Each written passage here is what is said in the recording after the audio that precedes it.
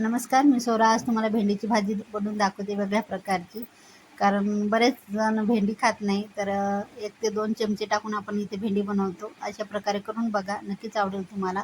आता या ठिकाणी भेंडी घेतलेली आहे आणि 1 ते 2 पाण्याने स्वच्छ धुवून घ्यायची भेंडी. इथे 1 ते 2 पाण्याने स्वच्छ धुवून घेतलेली आहे मी भेंडी आणि पुसून वगैरे काही घेतलेली नाही.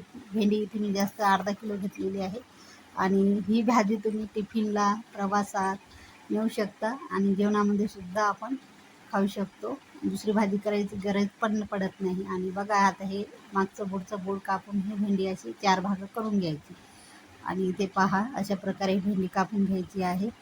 आणि तुम्हाला जर राऊंडमध्ये भेंडी कापायची असेल तसेही करू शकता. आता ही लहान भेंडी आहे, तिथे 2 तुकडे केले आणि 4 भाग असे करून घ्यायचे. इथे पहा, अशा प्रकारे ही भेंडी कट करून घेते मी.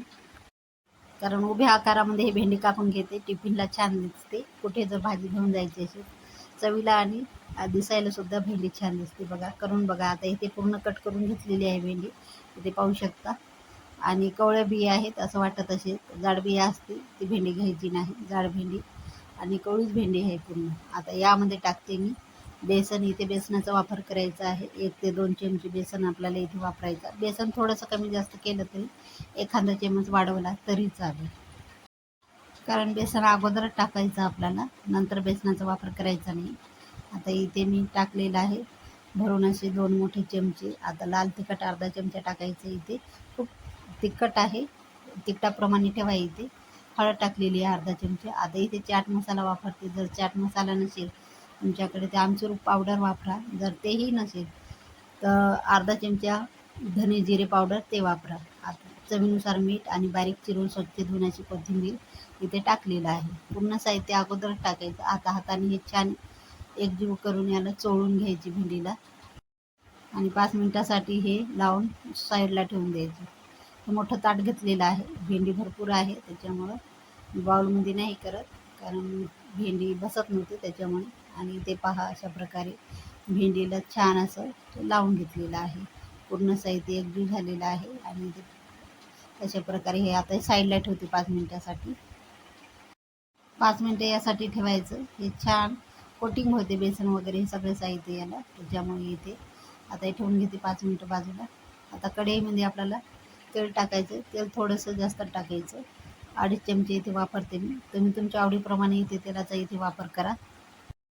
आता तेल गरम छान करून घ्यायचं. यामध्ये असं मोहरी, जिरे वगैरे काही टाकणार नाही आणि गरज पण नाही, टाकू नका. आता यामध्ये टाकायचा अर्धा कांदा बारीक चिरून. कांदा मात्र इथे पूर्ण असा छान म्हणजे सोनेरी कलर येईपर्यंत तळून घ्यायचा कांदा. कांदा जेवढा तुम्ही छान याच्यामध्ये तळशा तेवढी छान. कच्चा ठेवायचा नाही कांदा, नाहीतर भेंडीला काय होतं, थोडंसं असं म्हणजे लवचिकपणा खूप येते, चिकट होते. त्याच्यामुळे कांदा कधीही कच्चा ठेवायचा नाही, छान परतून घ्यायचा. आता झालेला आहे. इथे 5 ते 6 ठेचून लसणाचे पाकळ्या आणि हिरवी मिरची तिखटाची वापरते. कमी तिखटाची इथे वापरू शकता. इथे आवडीप्रमाणे ठेवू शकता मिरची आणि लसण. 5 ते 6 असे लसणसुद्धा टाकलेलं आहे. ठेचून टाकायचं आबडधोबडच. आता ही भेंडी टाकून घ्यायची यामध्ये. यामध्ये लसण थोडासा जास्त वापरलं ना खूप छान चव लागते. वापरा इथे जर आवडत असेल लसण. ही आता भेंडी परतून घेते छान यामध्ये. आणि भेंडीला पहा कोटिंग किती छान झालेले आहे. बेसन मसाले वगैरे लावलेले आहेत ना, त्याच्यानुसार आता हे छान परतून घ्यायची झाकण ठेवून. आता ही शिजवून घेते भेंडी. अर्धा मिनिटासाठी भेंडी हे छान परतून घ्यायची यामध्ये. कारण भेंडीला खूप चिकटपणा असते, ती चिकट होणारच. असं तुम्ही समजू नका की भेंडी खूप चिकट झाली वगैरे असं. पण बऱ्यापैकी चिकट होत नाही, बेसन टाकलेलं आहे त्याच्यामुळे. आता हे झाकण ठेवून छान अशी वाफून घेते. गॅस एकदम कमी करून टाकायचा आहे आणि दुसरं काम करायचं. भेंडीला कमी जास्त वेळ लागू शकतो. आणि पहा किती छान वाफ निघालेली आहे, छान मुरल्या गेलेली आहे, शिजल्या गेलेली आहे बऱ्यापैकी भेंडी. परत अजून एखादा 2 मिनिट लागते भेंडी शिजायला. आणि खालीवरी करून घ्यायचं. जे बेसन लागते तळायला ते पण सुद्धा काढून घ्यायचं आहे आणि ते अजून थोडासा वेळ लागेल. आणि ही भेंडी वाफेवरच छान कमी गॅसवर शिजवून घ्यायची. पाण्याचा हापका वगैरे काहीच मारायची गरज नाही आणि नका मारू, कारण चिकट होईल बऱ्याचपैकी. अशा प्रकारे परत वेळ शिजवून घेते मी. आणि ते पहा, अशा प्रकारे भेंडी झालेली आहे, छान शिजल्या गेलेली आहे.